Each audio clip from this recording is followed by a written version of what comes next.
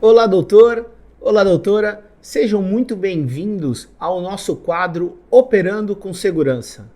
Aqui nós discutimos pontos sensíveis da sua relação com o seu paciente, com o objetivo de torná-la mais segura, mais transparente, eliminando com isso todos os riscos.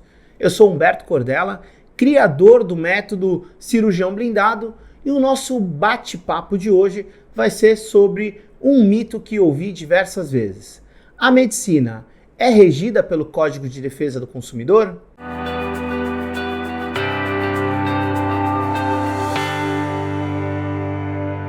Para começar essa conversa de hoje, eu gostaria desde já de trazer um conceito muito simples mesmo. Perceba, se há de um lado o consumidor assim entendido como qualquer pessoa física ou jurídica que adquire produtos e serviços. Se há de outro lado um fornecedor, qualquer pessoa física ou jurídica que oferta produtos e serviços. E se há entre os dois um elo de ligação, que é a aquisição do produto ou da prestação de serviço, a gente está diante então de uma relação de consumo. Existe um conceito, uma discussão, se o consumidor é destinatário final. Eu não vou trazer essa discussão para cá, porque esse não é o nosso conceito. Aqui sempre o paciente adquire como destinatário final, óbvio. Então, eu quero desde já, trazer para você com simplicidade o que é uma relação de consumo. Relação de consumo é quando tenho um consumidor, um fornecedor e o elo que une os dois é uma prestação de serviço ou uma aquisição de um produto. Maravilha! E o que faz com que essa prestação de serviço se conecte com a medicina? De um lado você tem um paciente, de outro lado você tem um médico e no meio dos dois tem uma prestação de serviço. E aqui talvez seja o grande X da questão, uma prestação de serviço remunerada. E para isso eu gostaria de trazer então um conceito previsto lá no parágrafo 2º do artigo 3º.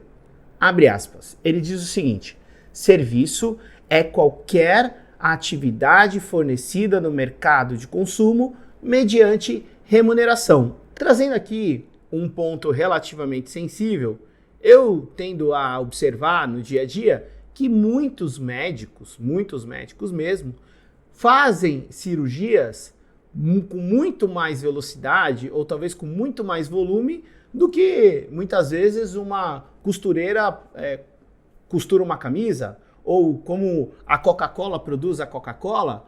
Eu conheço cirurgiões plásticos que chegam a fazer 2, 3 cirurgias no mesmo dia, né? Então o que eu quero dizer? Se você tem uma atividade organizada, que é a prestação de serviços médicos, se você tem um paciente que consome e você tem um médico que fornece, você tem uma relação de consumo, evidentemente que sim. E qual que é o grande ponto nessa história? É a questão da remuneração. O paciente paga por essa prestação de serviço.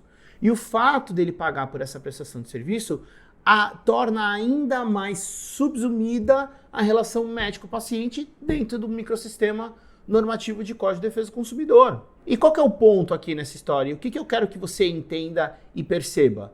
É que se você não entende, observa e aplica os preceitos do Código de Defesa do Consumidor, talvez você não esteja usando todos os mecanismos que o Código de Defesa do Consumidor te traz para você se proteger.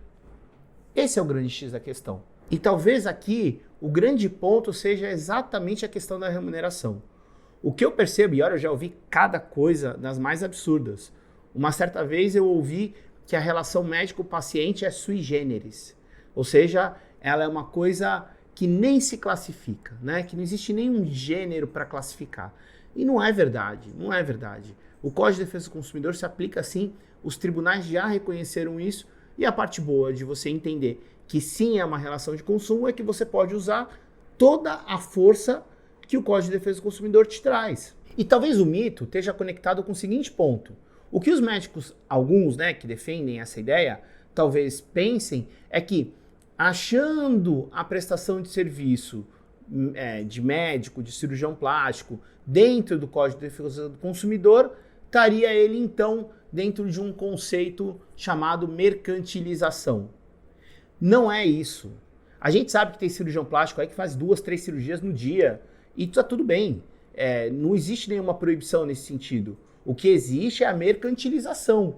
E aí, vamos ser bem honesto, talvez o fato de se fazer 2, 3, 4, 5, 10 cirurgias no mesmo dia seja muito pior do que assumir que é uma relação de consumo. Porque o que é a mercantilização? É aquilo que eu torno mercantil, aquilo que eu vou ofertando aos montes, para qualquer um, né, por preços vios. Então, isso talvez seja o que o Código de Ética Médica queira blindar, queira evitar. Agora, o fato de você ofertar para o seu paciente uma prestação de serviço e, por outro lado, cobrar dele, não torna essa relação mercantil. Primeiro ponto. Mas torna, sim, segundo ponto, uma relação de consumo.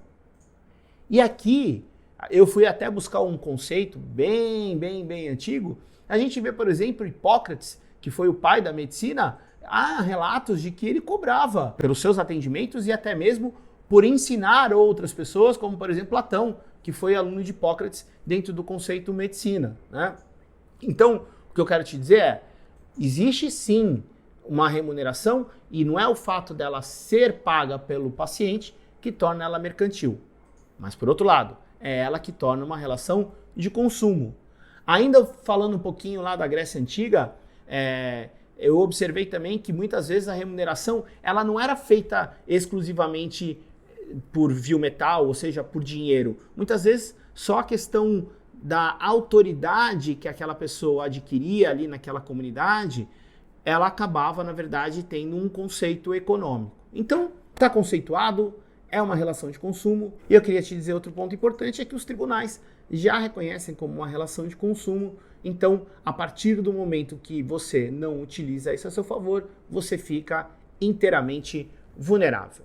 E aí eu fico me perguntando aqui, muitas vezes, né, qual que é o benefício de reconhecer que é uma relação de consumo, né? Já ouvi isso diversas vezes, falar, Humberto, cara, o que muda ser uma relação de consumo ou ser uma relação sui generis, né? Como eu já ouvi várias vezes, inclusive já li em obras que defendem esse ponto de vista. Eu respeito, obviamente, a gente vive numa democracia, estamos aqui para respeitar todos os lados, mas não me parece que é o conceito que foi abarcado pelos nossos tribunais, tá? E qual que é o grande ponto? Bom, essencialmente é você saber que existem 4 elementos de defesa muito fortes para os médicos dentro do Código de Defesa do Consumidor. O primeiro deles, essencialmente estão lá no artigo 14, depois eu vou destacar um que não está no artigo 14, tá? Lá no artigo 14, você tem lá o parágrafo 3º e o parágrafo 4º, que trazem elementos de defesa muito relevantes para os médicos e que eu mesmo já utilizei diversas vezes e fui muito bem sucedido nas minhas defesas. O primeiro deles é que o defeito não existe. Então eu prestei o serviço, mas não tenho defeito efetivamente. O segundo deles é que, mesmo eu tendo prestado o serviço, o resultado danoso decorreu de algo imputável ao paciente. Ou seja, cara, eu fiz tudo o que eu tinha que fazer, mas ele foi lá e de alguma forma estragou aquilo que eu tinha feito, por culpa exclusiva dele. Tá? O terceiro ponto é que, lá para o parágrafo 4º do artigo 14, ele reconhece que a responsabilidade civil do médico ela é subjetiva e não objetiva. Bom, o que muda isso aí, Humberto? Muda algo muito simples. Quando você entende que ela é objetiva, eu não quero muito saber o que você fez. Eu só quero saber o seguinte, ele estava dentro do centro cirúrgico? Você que estava operando? Teve dano? Então nexo causal e dano, e aí eu já induzo que na verdade houve ali algo que você contribuiu. Seja pela questão do risco, seja pela questão do risco da atividade, propriamente dito, seja pela questão da própria prestação de serviço em si, tá? Bom, medicina não está dentro desse conceito, tá? Medicina está dentro do conceito subjetivo. No conceito subjetivo, eu preciso ter 3 coisas, eu preciso ter uma conduta do médico negligente, imprudente ou imperita, seja ela por omissão, seja ela por ação. Esse é o conceito clássico e a medicina está circunscrita a esse conceito, ou seja, um conceito subjetivo. E aí você me pergunta, beleza? E o que muda na minha defesa? Eu vou te explicar.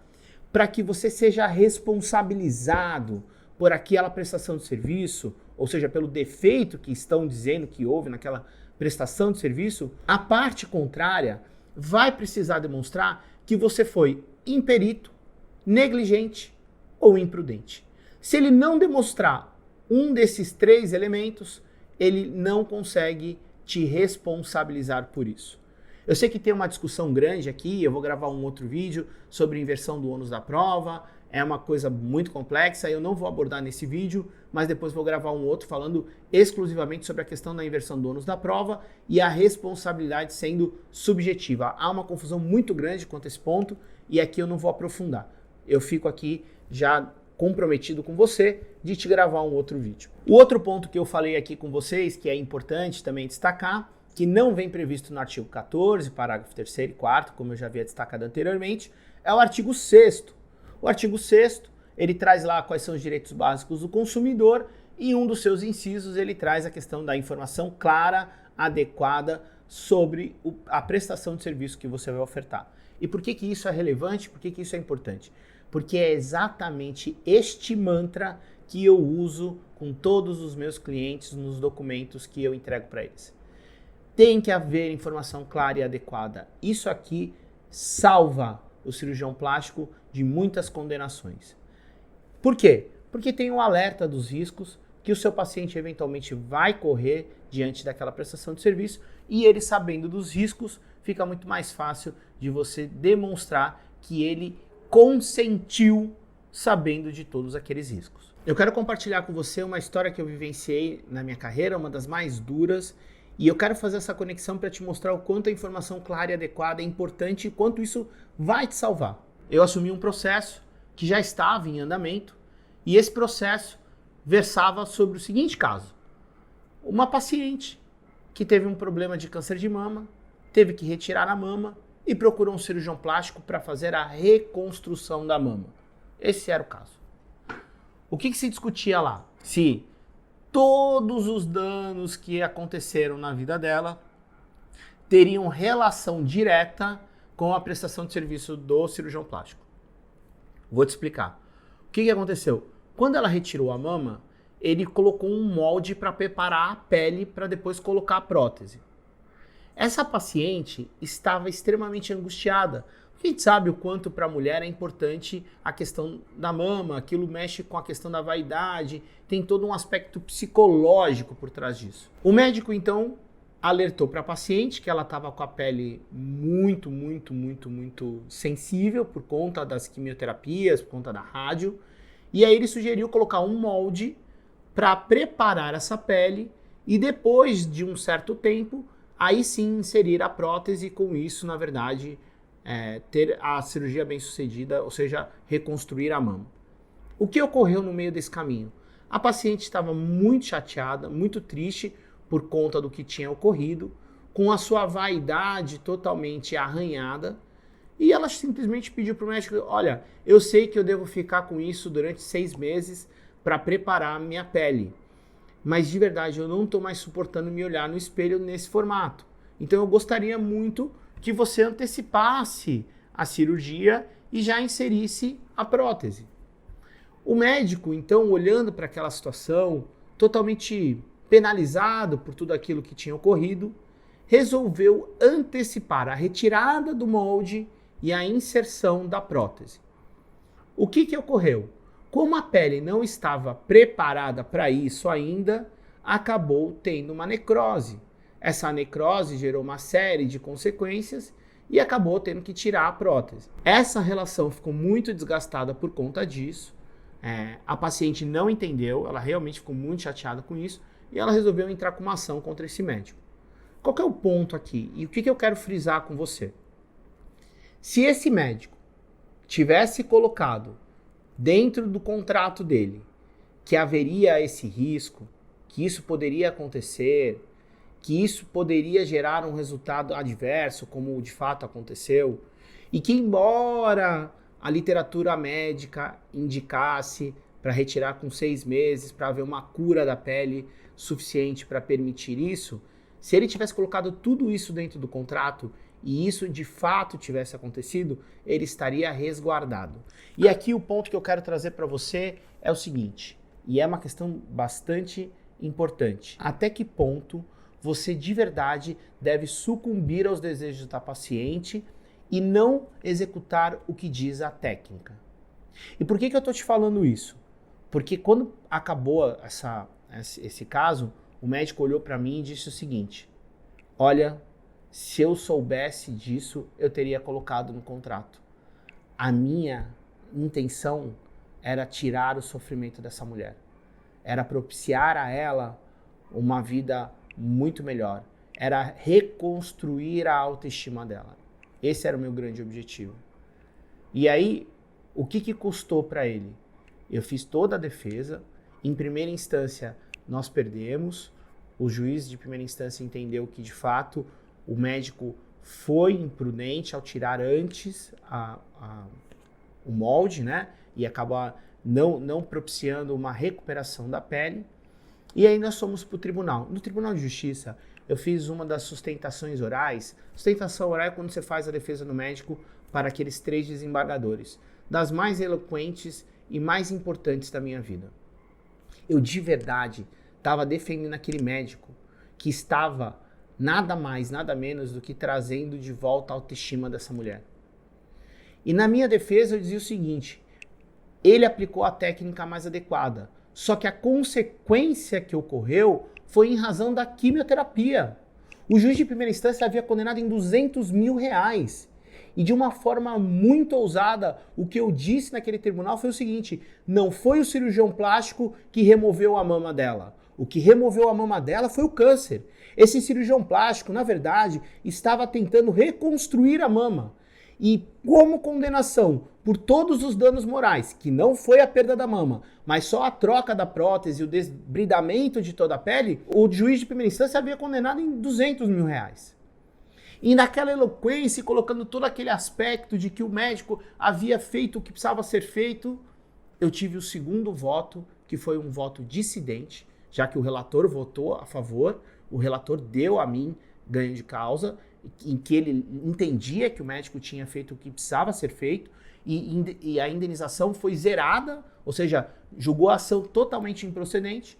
Veio o segundo desembargador e disse o seguinte: doutor, eu observei aqui no processo que esse médico escreveu um artigo científico que dizia o seguinte, que o molde só poderia ter sido retirado 6 meses após o término da recuperação da pele. E que consta aqui nos autos é que este médico tirou o molde com 3 meses. E embora a perícia tenha atestado que a técnica foi de forma adequada, foi aplicada corretamente, na prática, doutor, quando o médico optou pela retirada do molde antes do tempo, ele foi negligente.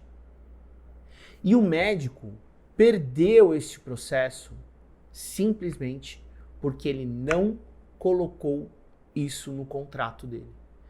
Essa dor eu carrego até hoje. E por esse motivo, exatamente por esse motivo, que eu criei o Código do Cirurgião Blindado.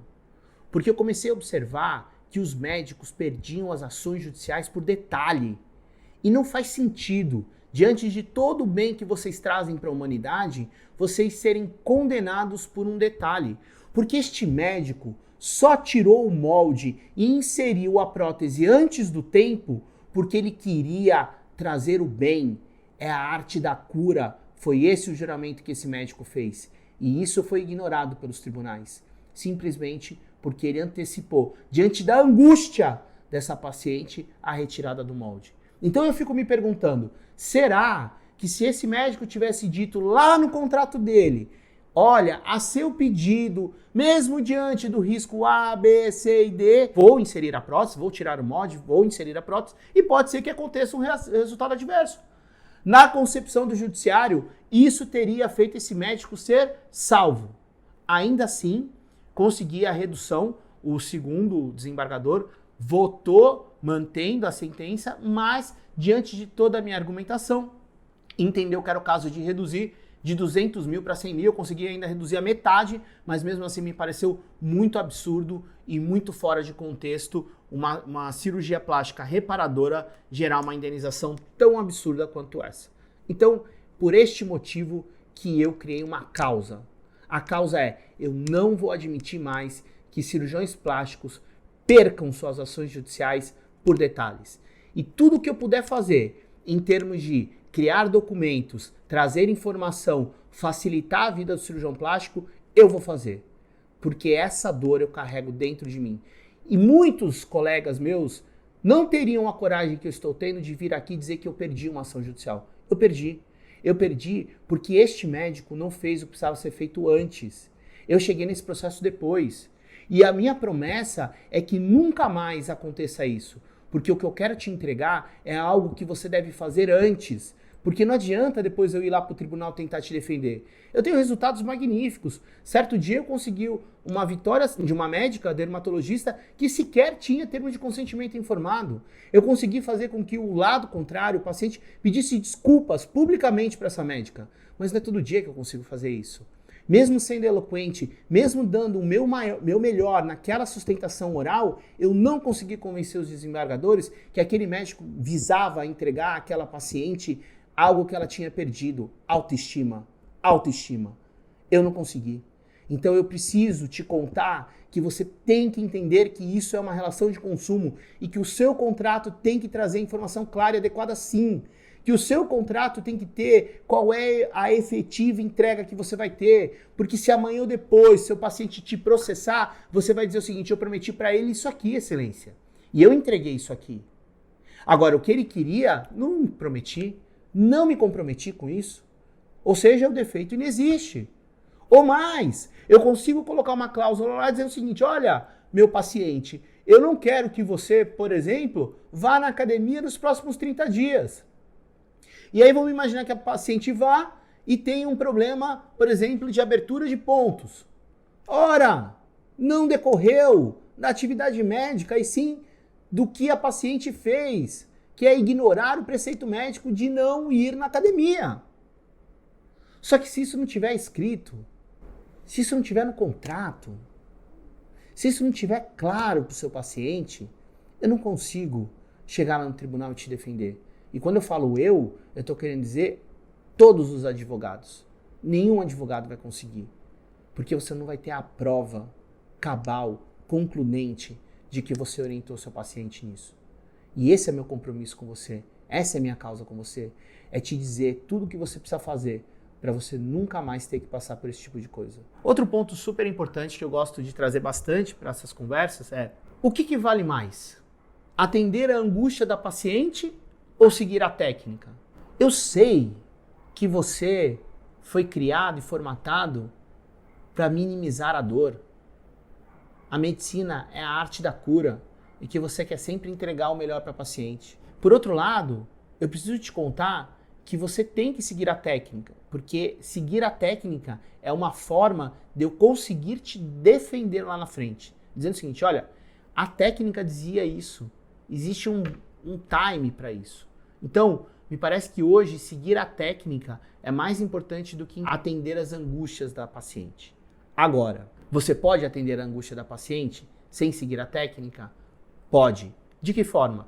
Orientando dentro do seu contrato que ela sabe que eventualmente isso pode gerar alguma consequência negativa. E que mesmo sabendo de todo esse universo, a paciente opta por fazer a cirurgia ou se submeter àquele tratamento, sabendo que pode acontecer algum efeito adverso. Se você escrever isso, se você escrever, presta atenção no que eu estou te falando, eu estou te entregando isso, de verdade. Se você escrever no seu contrato que você vai tirar o molde antes e colocar a prótese antes do tempo certo, e que isso pode ser positivo ou pode ser negativo, sim, me parece que você teria uma forma de fazer, uma licença para fazer isso, desde que esteja bem escrito dentro do seu contrato. Outro ponto importante nesse caso, que o médico não conseguiu entender, e eu tive muita dificuldade de explicar isso para ele, é o seguinte: mas espera aí, doutor, se eu tirei o molde a pedido da paciente, por que cargas d'água eu estou sendo responsabilizado por isso? Sendo que eu fiz isso porque ela me pediu, eu não queria fazer. Eu disse a ela, e eu acredito que ele disse isso com olhos cheios de lágrimas. Ele disse, eu falei para ela que seria precipitado. Falei para ela que a gente deveria aguardar. Falei para ela que a gente estava muito perto de fazer tudo isso. E ainda assim ela quis fazer. E eu, sensibilizado com a situação dessa paciente, entendi que era melhor para ela antecipar as coisas. Então, doutor, me explica, aonde foi que eu errei? E aí a minha resposta para ele foi, você errou no exato momento em que você não colocou isso por escrito para ela. Se você tivesse colocado isso por escrito, você certamente conseguiria demonstrar lá no judiciário que você fez isso em benefício da paciente. Esse é o grande X da questão. Não basta contar quais são os riscos. Precisa contar qual é o benefício que você quer entregar para aquela paciente. E essa correlação é que é o grande X da questão. Eu vou gravar um vídeo falando só sobre essa questão. Foi um dos códigos mais poderosos que eu consegui destravar quando eu li mais de 400 acórdãos para entender como os juízes pensam. E eu vou falar isso mais para frente. Tudo, absolutamente tudo que eu falo aqui nesses vídeos não partem de mim. Partem de um estudo profundo da jurisprudência, do entendimento dos tribunais. Eu já disse isso em outro vídeo, eu gosto de frisar. Nada, absolutamente nada do que eu te conto aqui é de livro ou é de posicionamento de advogado. É sempre com posicionamento na jurisprudência. E eu vou gravar um vídeo falando só sobre esse ponto, trazendo todas as questões do código mais poderoso que eu consegui decifrar ao ler a jurisprudência. Então, respondendo a esse médico e respondendo a todos vocês, a questão não é o que ele fez efetivamente e por que ele fez efetivamente, ou seja, a pedido da paciente. É o que ele não fez em termos de inserir isso dentro de um documento que foi o que o prejudicou. E eu espero, de verdade, que contando essa história para você, você também não caia nesse tipo de armadilha. Não sucumba. O técnico é você. Você deve, sim, entregar para sua paciente o resultado mais inacreditável que ela puder. Mas esse resultado mais inacreditável tem que seguir a técnica. E se não for seguir a técnica, escreva, explique e colha dela por escrito que ela está disposta a correr aquele risco junto com você. Para finalizar, o ponto que mais me incomoda nessa história toda é um médico ter sido condenado por uma informação por escrito que ele não colocou. Essa é a parte que me deixa mais triste. Por isso que foi uma dor muito grande. Foi uma derrota muito difícil de engolir. Porque eu sei que aquele médico fez tudo por aquela paciente. Eu sei que ele entregou para ela o melhor. Mas ela não conseguiu enxergar valor nisso. E o pior, o judiciário também não. O judiciário também não.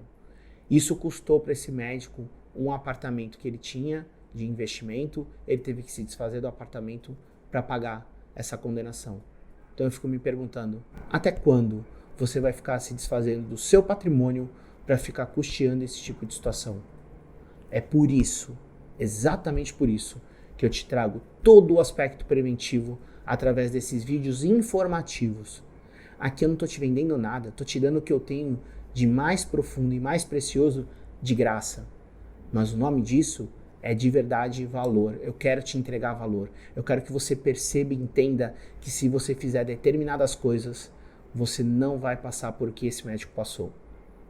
Esse é o meu grande X. Essa é a minha grande causa. É te levar a não ter esse tipo de problema. Chegando ao final desse vídeo, eu queria dizer para você que para nós é um motivo de muita honra poder compartilhar com todas essas informações. E se você entendeu que surtiu efeito para você, que fez sentido para você, que gerou algum valor para você, compartilhe com seus amigos médicos, nos sigam nas redes sociais. Nós estamos agora gravando vários e vários vídeos, gerando sempre informação para você. Eu sempre registro isso. O nosso intuito aqui é gerar uma informação clara, precisa, adequada, sem juridiquês, de uma forma simples, para você entender o que precisa ser feito, para nunca mais ter que passar por nenhum tipo de problema com relação a isso. Um forte abraço e até o próximo vídeo.